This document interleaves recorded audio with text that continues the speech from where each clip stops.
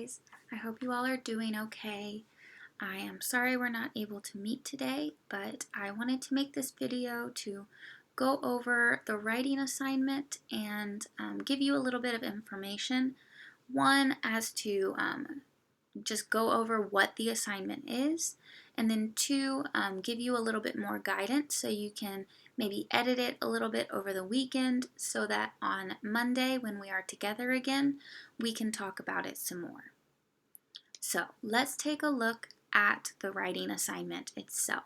So this unit, Unit 6 in your book, we have been talking about time-saving devices. So we've been talking about technology. And the two grammar points that we have looked at, we've looked at using although, and then we looked at using because as well. So we talked about how although is used for when things don't match. So if you are talking about something positive, you use although to talk about the negatives. And then because is used when things do match. So if you're talking about something positive, you use because to talk about the advantages or the positive things about it. So, what I want you to be doing, and what your homework over the weekend was to look at the chart that you made a couple of weeks ago, where you chose a piece of technology, and then you talked about the advantages and the disadvantages of that piece of technology.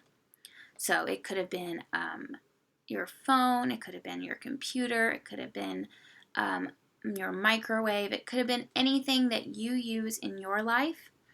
And then you talked about the advantages of it, at least two, and the disadvantages of it, at least two. So for homework, you use this chart to write about 5 sentences about that piece of technology.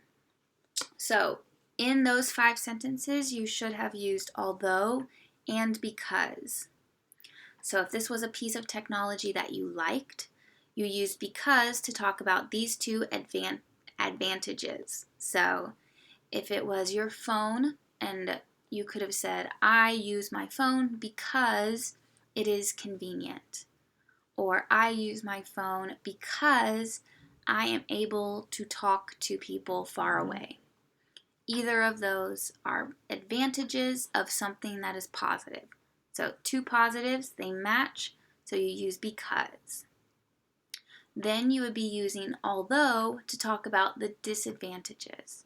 So if it's something that you like, you would use although to talk about the disadvantages.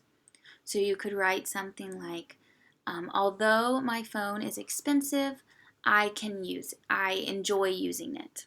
Or, although it can be distracting, my phone is very helpful in my life. So, your homework over the weekend was to write about 5 sentences about this piece of technology using because and although. So, hopefully you have already done that, but if you haven't, this will allow you a little bit more time to work on that, to be able to write those sentences before we meet on Monday. Now, a few weeks ago, we talked about working on our paragraphs. So we are trying to improve our writing and make sure our paragraphs are well organized and easy to understand. So we talked a little bit about the structure of a paragraph and the parts of the paragraph. So we talked about it like a hamburger. So you start with your topic sentence. So the first sentence of your paragraph gives the main idea and it tells you what the paragraph is going to be about. So as you look at your sentences, start to think, what would be a good topic sentence? So work on that over the weekend, writing what is a topic sentence. It should be about the piece of technology that you're writing about, and it should give the main idea of the paragraph, so that if I read the topic sentence, I know what this paragraph is going to be about. Then you have at least three, you can have more, supporting sentences. And these are the sentences, these 3 supporting sentences are going to be those sentences that use because and although. They give reasons. So they give details that relate to this main idea. So whatever your topic is about, all 3 of these are going to relate to that topic sentence. So these are the 3 sentences where you're going to be using because and although. And then you have a concluding sentence. So it gives the main idea again and wraps up the paragraph and ends it so that you can move on to another idea.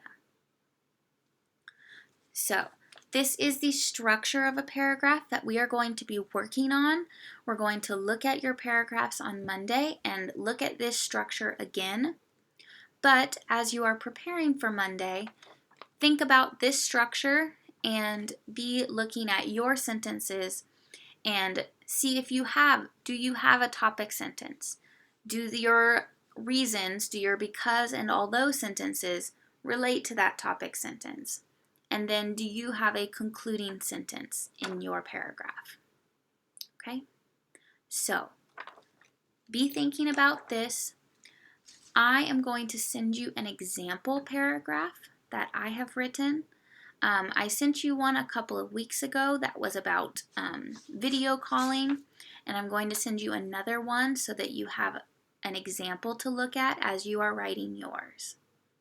Then on Monday we will go over it. You'll work with a partner to read through your paragraphs, and we will discuss them a little bit more on Monday. So I hope you all are doing well. Hopefully everyone is feeling okay. Hopefully you're enjoying this sunshine, and I will talk to you again on Monday.